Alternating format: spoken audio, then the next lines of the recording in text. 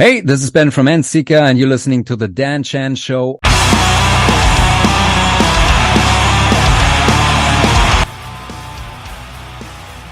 So I've got Ben, guitarist from the awesome German death metal outfit Endseeker with me. Welcome to the show, Ben. How are things with you?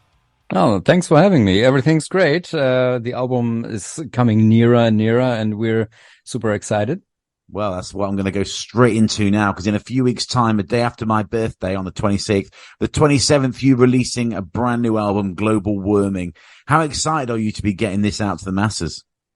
Actually, very excited, because our last album, Mount Carcass, was quite successful, and we released it in the middle of the pandemic, so things were very, very different compared to the situation that we have now. And so we're very excited to release an album in the post-pandemic era and see what difference it makes. What are you expecting? Are you expecting any difference? I mean, how are you evolving from album to album? How do you feel things are going? Well, I mean, like we're evolving as individuals and as a band because we're growing older and shit. And am I allowed to swear on this, by the way? You can do. Go for it. Okay. And so yeah, it's hard to put a finger on that, you know, like we just we just basically we write songs that we would like to hear. Yeah. And of course we're influenced by the stuff that we hear from other albums or whatever, you know, in between our records and stuff, and everything somehow goes into our music, and we don't have like a plan or whatever when we write an album. We just let it happen. And this is just the summary of all the things that we came up with. I mean, what's the pre-buzz like for the album? You know, we've got a few weeks left. You know, have you seen many reviews yet floating around? Reviews are coming in now. It's starting now. I think the majority of the reviews will pop up like 1 or 2 weeks before release, for the online magazines at least. Yeah. And for the print magazines, yeah, whatever issue we're in, you know, like, but somewhen around the release. But we received some sound check results already and some reviews, and everything looks very nice. I must say, like the press seems to like the album, which is quite a good thing. That's cool. Do you get told those things, or do you go reading reviews? Are you one of those guys that goes looking, or do you kind of like wait for it to come to you? It differs, you know. Some in the band, they're super excited about this stuff, and they really care a lot about reviews and shit. Me personally, I don't give that much of a damn, because I mean, like, in the first place, like, just speaking for myself, I'm doing this for my own, you know. I want to make music that I like, that I enjoy. Yeah. And when we try to write music for other people, it's not going to work. So if like a single person that works at a magazine does not like the album, yeah, okay, right. Yeah, fine.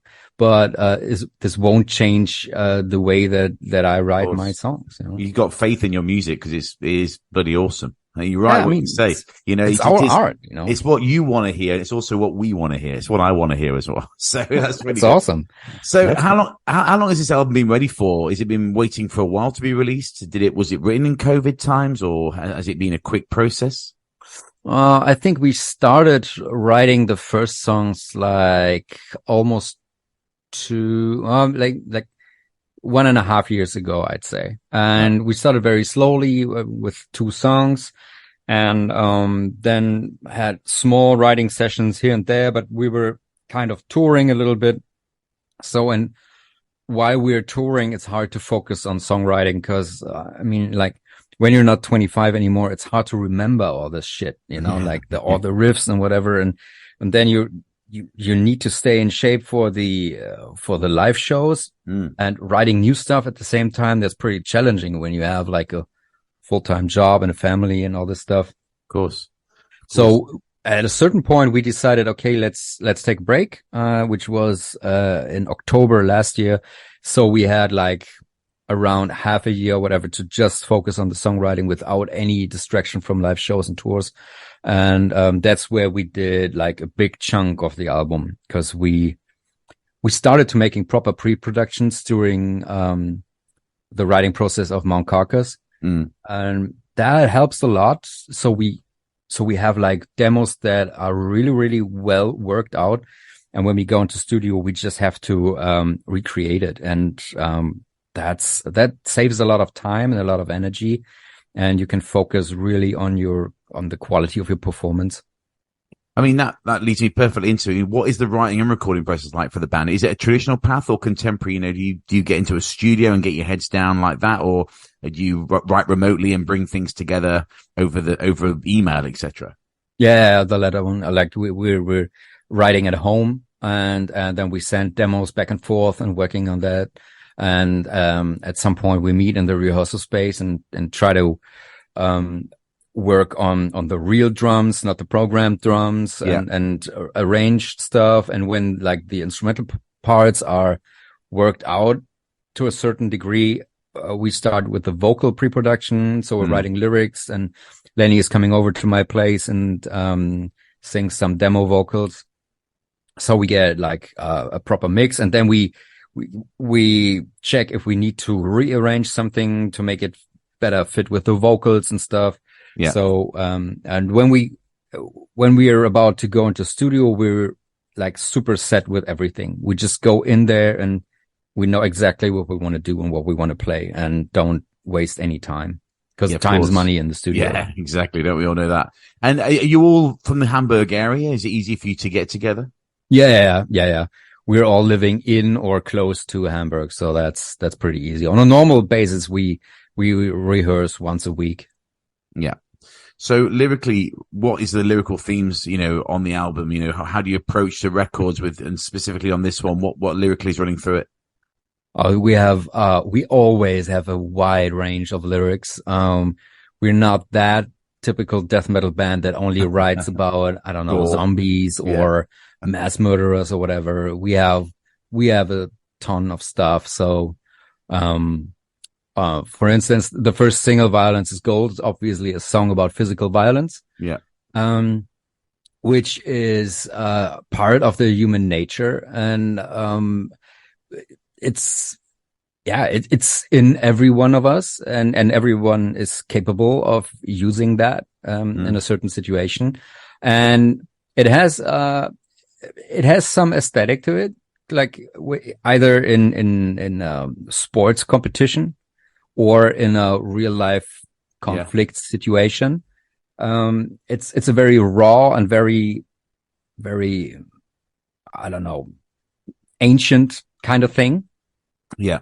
When it comes to the surface. And, that's kind of interesting, I think. And like throughout the human history, whenever words come into an end, when things are not able to be cleared by any discussion or whatever, that's when violence kicks in. And, I don't know, it's like the ultima ratio or whatever you call it. I understand. So we have like that stuff, or we have goofy stuff like the song CBV, which stands for vampire. And it's a fun song about a vampire who feeds on menstruation blood. Right. And that's the result when you like put 5 grown up dudes into a van for too long, and you're stuck in traffic jam in the summer and start talking shit. Have you ever come up with an idea that's been so wild you're like, nah, we can't do that? Oh yeah, tons of stuff. Absolutely. Really? Yeah. And especially nowadays, we would have been canceled to hell and back if we would like put everything into songs that we talk about in the tour. Endseeker wouldn't exist anymore. Locked up in jail or something. Yeah. Now, being the riff guy, I'm always interested when I speak to the, guitarists. How do the ideas come to your head? Randomly in the car, wake up in the night and you try and get something down, or do you have to channel it in like a studio, more like clinical environment? No, actually, when I'm songwriting, I sit down with my guitar, at the computer, and I just start a jam. And when I get a riff that keeps my attention, like within the first 30 minutes or whatever, I continue working on that. But after 30 minutes, nothing pops up, I'm done for that day. That's it. No inspiration. I really rely on sudden inspiration that comes from nowhere. I don't know. So I don't wake up with riffs in my head. I just sit down and see what happens and what comes out of my fingers by chance.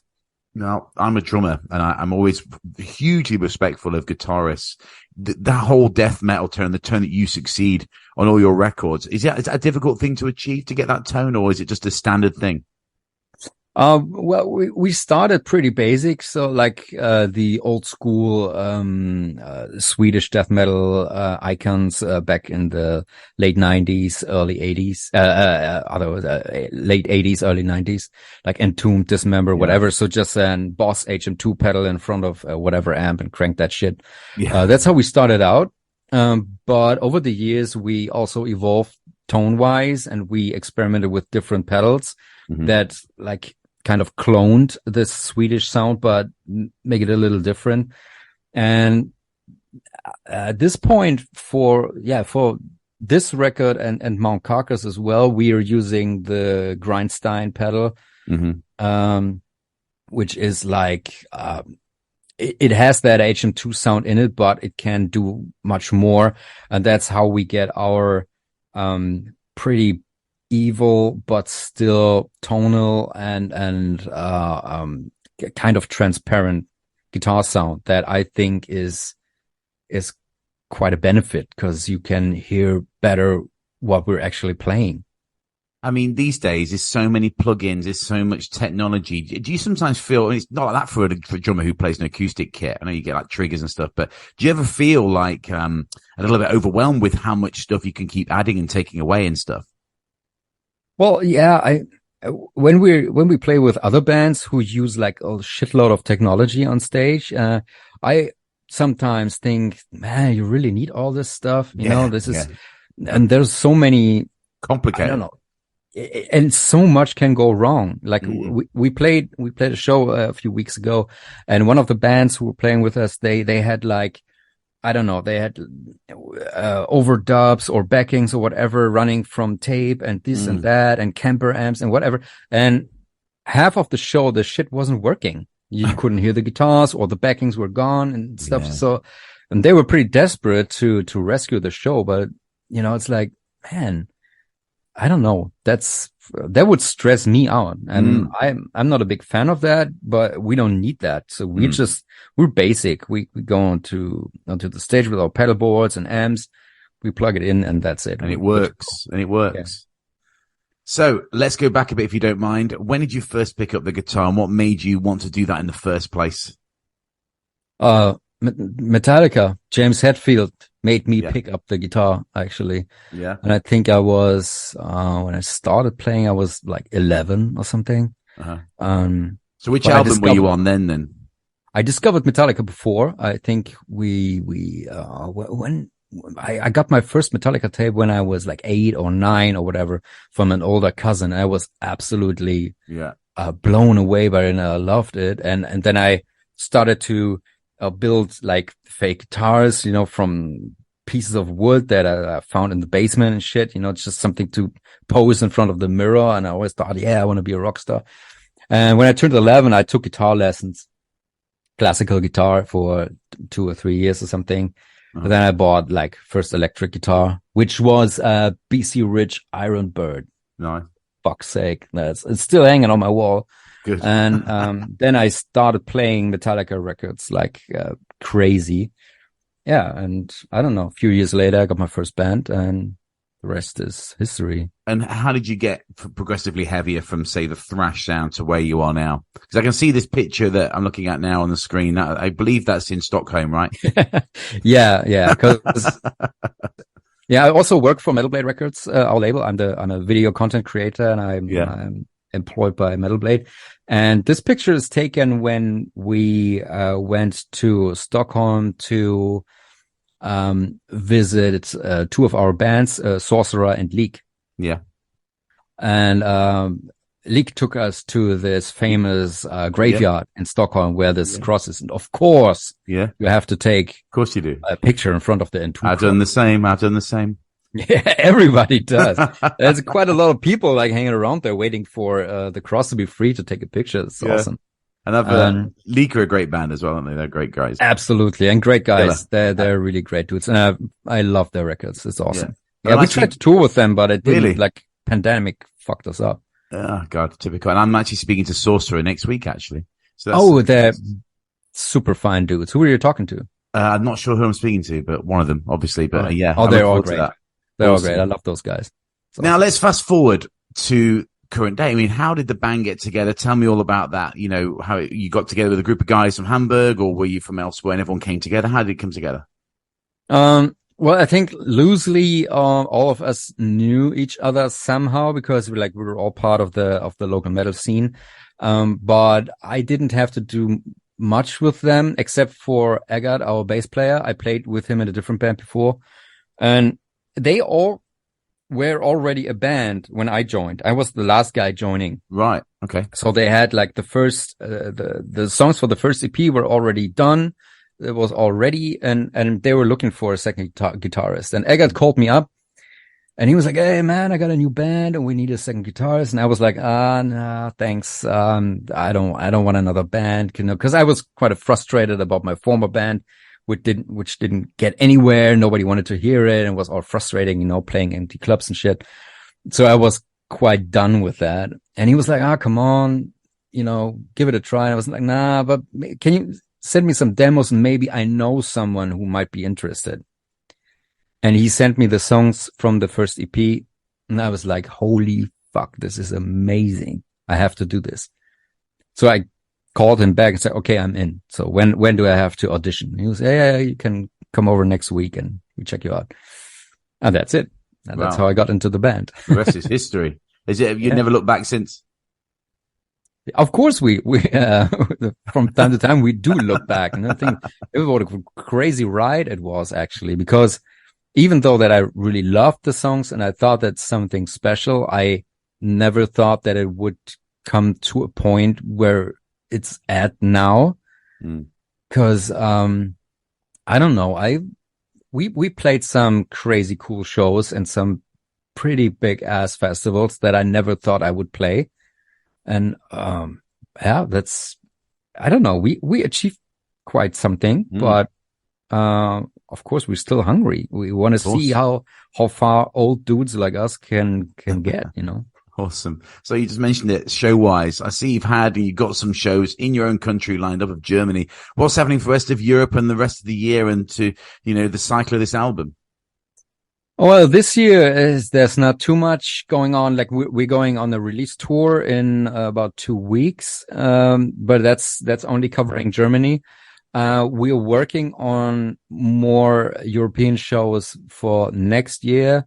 There's some interesting stuff in the pipeline. Nothing that I can talk about right now. Of course. Yeah, you know how that is. It's super secret and shit.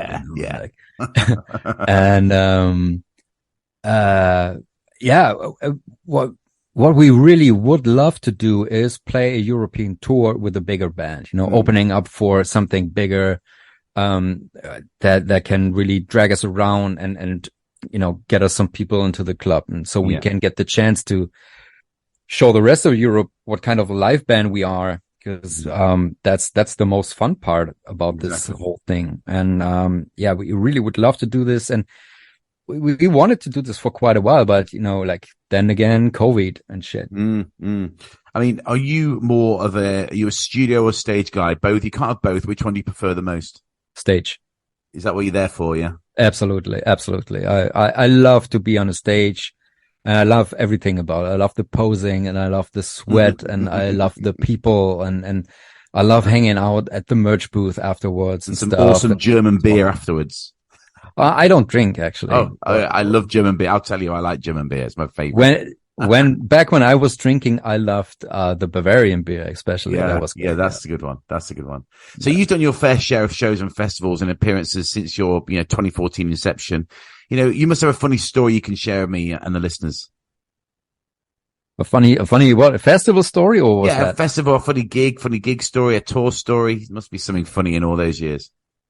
Oh man, yeah, that's one of those questions, like when we would sit in, I don't know, in a bar or whatever, I would probably can tell you like 10 stories. But when you put on the Now that spot, you you ask can't me, do it. I cannot think of one.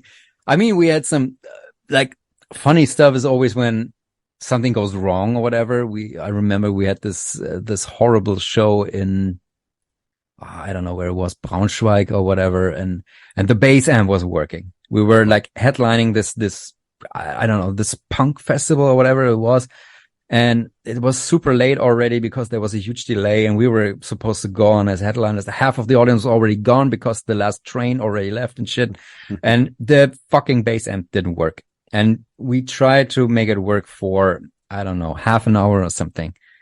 And there was this small dark room next to the stage where, I don't know, there were some cables and stuff. And our bassist, he went in there to get an extra cable or whatever to test it. And it was like in a Tom and Jerry cartoon, because he stepped on, I don't know, like a broom or whatever, or some kind of thing that was lying on the ground. And it snapped into his face. And he came, and I just heard him screaming. He came out bleeding. He had a cut on the eyebrow and stuff, and he was super pissed. But yeah, we still got to play the show. Oh my God, it's a bad night for him. That was quite funny. At least for the rest of us, not for him. Yeah, of course. Always the same. One man's fun is another's hell, as Metallica say. So apparently, I've read that you're a bit of a horror movie guy and a collector of horror, related kit. First off, what's your favorite horror movie and why? I think that's not too easy to answer because there's so many different genres within the horror genre. Okay, like, what kind of horror genre do you prefer? Slasher, the thriller. I don't know. Like, one of my all-time favorite horror movies is definitely Alien. Yeah, classic. Is that classed as a horror movie? Is that sci-fi? I think it's a space horror movie. Yeah, I suppose I'll let you know. I mean, we're talking about a monster, and it kills everyone. In the house. People got chased, and there are jump scares and all this shit. I think that's the ingredients for a horror movie, isn't it? Yeah, I'll take it. I'll take that. And are you big into Halloween? Only a few weeks away, just after the album release as well. Yeah, sure. I love Halloween. I love the spookiness of it, and I love the decoration and stuff. I have like a lot of like fake skulls and skeletons and stuff at home, and yeah, I love that. I love to dress up and go to Halloween parties and shit.